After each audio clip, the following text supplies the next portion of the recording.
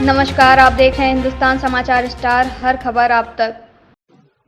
कानपुर नगर के थाना हरबंस मॉल की पुलिस की लापरवाही से पारस गुप्ता की गई जान। पुलिस पिछले 2 महीने से करती रही पारस के परिजनों को गुमराह। जनपद कानपुर भूसा टोली निवासी व्यापारी नेता पारस गुप्ता की साजिशन हत्या के मामले को सपा राष्ट्रीय अध्यक्ष व पूर्व मुख्यमंत्री अखिलेश यादव ने संज्ञान लेते हुए सपा का प्रतिनिधिमंडल कानपुर स्वर्गीय पारस गुप्ता के परिजनों से मिलने भेजा। प्रतिनिधि मंडल ने पारस की पत्नी मनीषा, बेटी एंजिल, बेटे आरुष, भाई पंकज आदि से मिलकर सांत्वना दिया और न्याय दिलवाने का आश्वासन दिया। अखिलेश यादव ने सपा नेता अभिमन्यु गुप्ता से पारस गुप्ता हत्याकांड की पूरी जानकारी ली थी, जिसके बाद आज अखिलेश यादव ने प्रतिनिधि मंडल भेजा। पारस की पत्नी ने अखिलेश यादव के नाम संबोधित पत्र प्रतिनिधि मंडल को सौंपा। पारस गुप्ता की पत्नी मनीषा गुप्ता ने बताया कि 25 मई को पारस की हत्या हुई, जबकि 7 दिन पहले 18 मई को ही पारस ने मुख्यमंत्री पोर्टल में शिकायत दर्ज कर दी थी, पर पुलिस ने कोई कार्यवाही नहीं की और 25 को पारस की हत्या हो गई। पुलिस हत्या के 2 महीने बाद तक पारस को गुमशुदा ही बताती रही, जबकि 26 मई को ही पारस का शव मिल गया था और 29 मई को ही पारस की अंत्येष्टि लावारिस में कर दी गई थी। जब इन 2 महीनों तक पुलिस से पूछने जाते तो थाना हरबंस मॉल की पुलिस अपमान करती और दुटकारती थी। पुलिस ने समय रहते 18 मई को शिकायत पर कार्रवाई नहीं की, जिसकी वजह से 25 मई को पारस की हत्या हो गई और इसके बाद पुलिस की लापरवाही, अमानवीयता व संवेदनहीनता की वजह से पारस का शव तक परिजनों को नहीं दिया गया। प्रतिनिधि मंडल में विधायक मनोज पांडे, विधायक राहुल लोधी, विधायक श्याम सुंदर, विधायक इरफान सोलंकी, विधायक अमिताभ वाजपेयी, पूर्व प्रत्याशी व व्यापारी नेता अभिमन्यु गुप्ता व पूर्व नगर अध्यक्ष डॉक्टर इमरान शामिल रहे। माननीय विधायकों का ये डेलीगेशन स्वर्गीय पारस जी के यहाँ, जो पारस जी का निधन हुआ है, उनकी हत्या की गई है,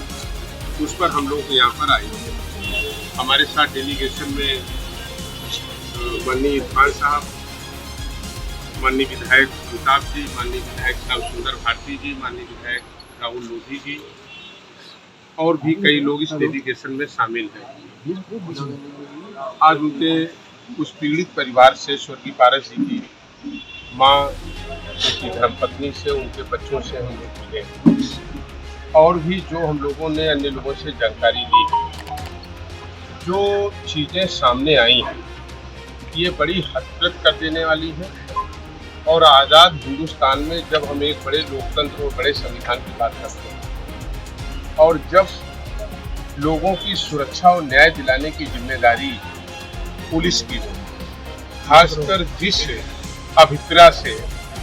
कई महानगरों को कमिश्नर की श्रेणी में लाया गया, जिसमें कानपुर भी है, ये कैसे हम प्रिज्यूम कर सकते हैं कि 18 मई को कुछ लोगों ने पारस के साथ मारपीट की, उनको चोटें भी आई,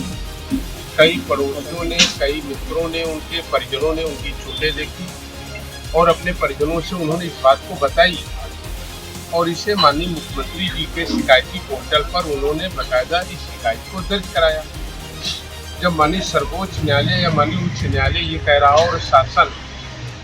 इस चीज़ की पुष्टि कर रहा हो कि अगर वो व्हाट्सएप पे भी ऑनलाइन भी कोई कंप्लेन कर देगा, वो एक रजिस्टर्ड FIR की तरह उस कंप्लेन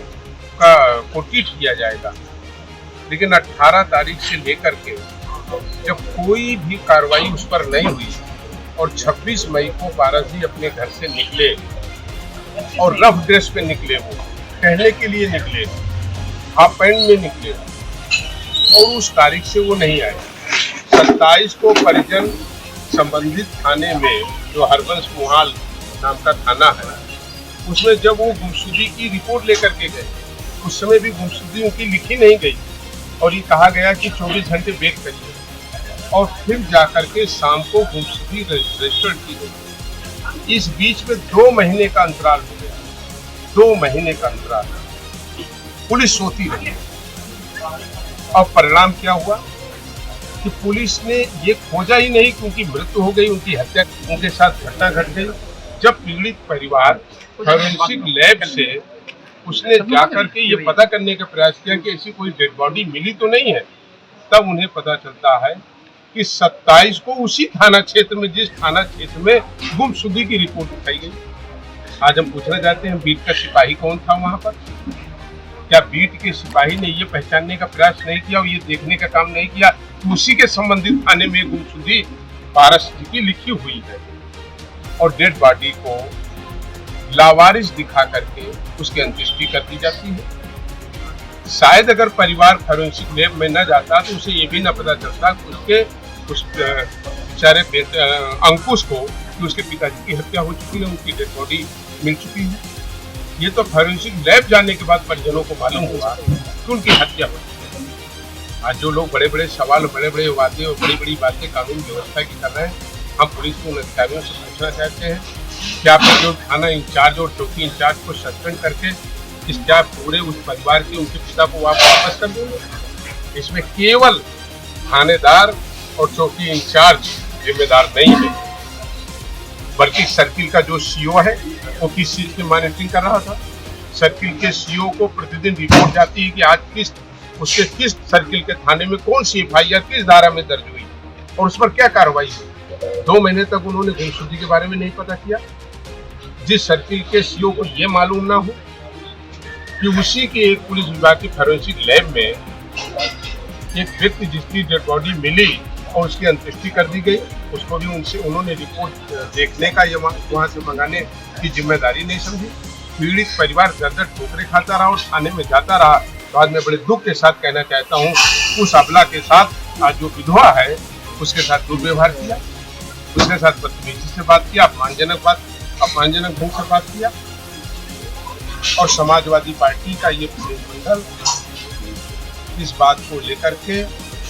जहां पार्टी को, अपने पार्टी के राष्ट्रीय अध्यक्ष को रिपोर्ट देगा, वहीं हम इसको उच्च अधिकारियों तक भी अवगत कराएंगे, उनसे भी मिलेंगे, शासन के अधिकारियों से मिलेंगे। और यदि